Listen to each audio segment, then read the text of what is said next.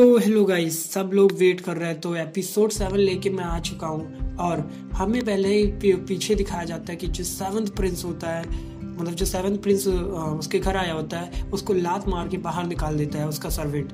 और फिर आगे दिखाया जाता है हमें अब डिवाइन सन जो होता है उस बुढ़े सन यून से कह रहा होता है कि इंटरेस्टिंग, बहुत बढ़िया।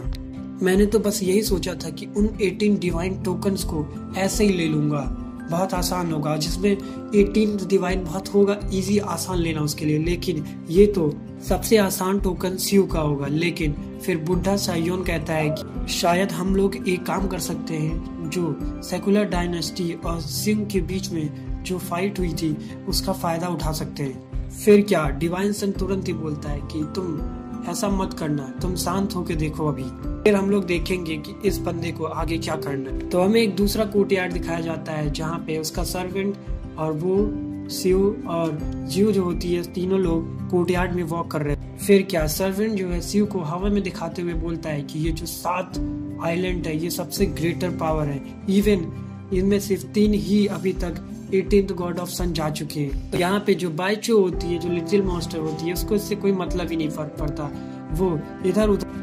तभी जो सर्वेंट बायो होता है वो बोलता है यही ट्रू ट्रांसफॉर्मेशन है। और फिर बताता है कि इन 7 आइलैंड्स में एल्डर्स भी रहते हैं, इनमें से फर्स्ट डिवाइन सन, सेकेंड डिवाइन सन और थर्ड डिवाइन सन ही जा सकते हैं, बाकी कोई भी नहीं जा सकता। इवन आप गॉड हो, मतलब गॉड ऑफ सन होने के बाद भी, डिवाइन सन होने के बाद भी इसमें एंटर नहीं कर सकते हो। और उन्होंने कुछ मेथड्स भी ऑब्टेन कर लिए यहाँ पे जाने के बाद। फिर सर्वेंट बोलता है उन लोग को ये भी अलाउड है कि यहाँ पे वो जाके अपनी कल्टीवेशन की पूरी प्रैक्टिस कर सकते हैं। फिर क्या ग्यू बोलता है कि मुझे इन सब के बारे में क्यों नहीं पता।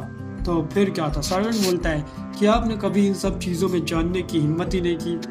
तभी हमारी जो बाइजू होती है वो बताती है, मतलब दोनों में डिस्कस कर रहे होते हैं कि उन्होंने किसी को मनी दे दिया, पैसा दे दिया बाइजू ने, और उसकी जो कंडीशन है वो खराब ही होती जा रही, पुअर से पुअर।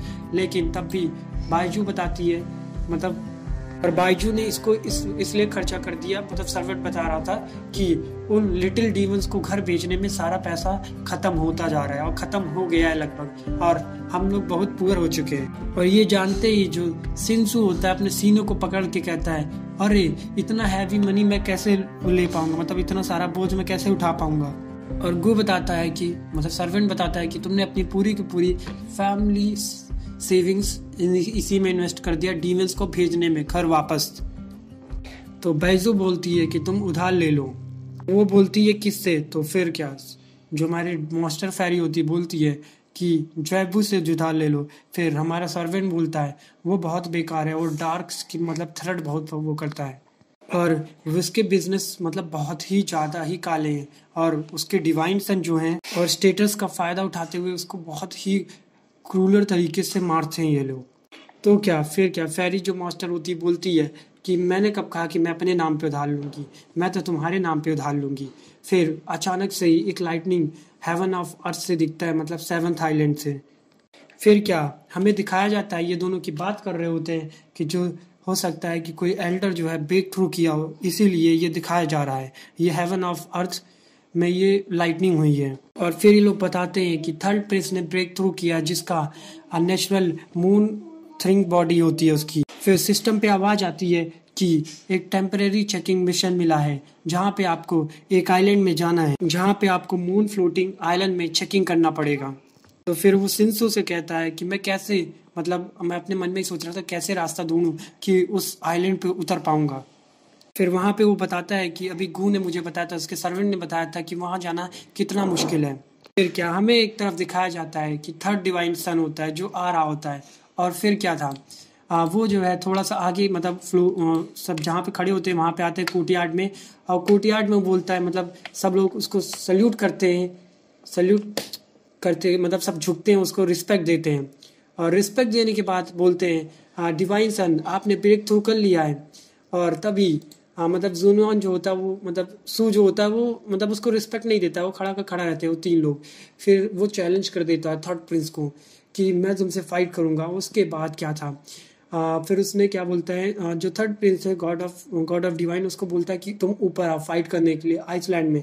फिर उसको किसी तरह कन्विंस करता है फाइट करने के लिए, वो भी वहाँ ऊपर आइसलैंड में। फिर क्या, वो लोग ऊपर चढ़ जाते हैं, मतलब वो ऊपर तो फ्लाई तो कर नहीं पाता था, तो वो पत्थरों की मदद से खट खट खट सब उसका मजाक भी उड़ा रहे थे कि तुम उड़ नहीं पाओगे।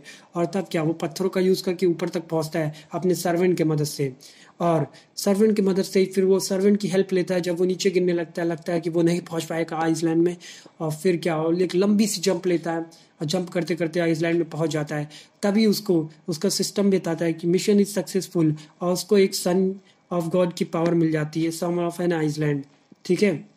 और हमारा जो थर्ड प्रिंस होता है वो उससे फाइट करने के लिए उसके बगल जो उसका मतलब हो सकता है उसका डेलीकेटिव हो या उसका सर्वेंट वर्वेंट हो, जो उससे फाइट करने के लिए आगे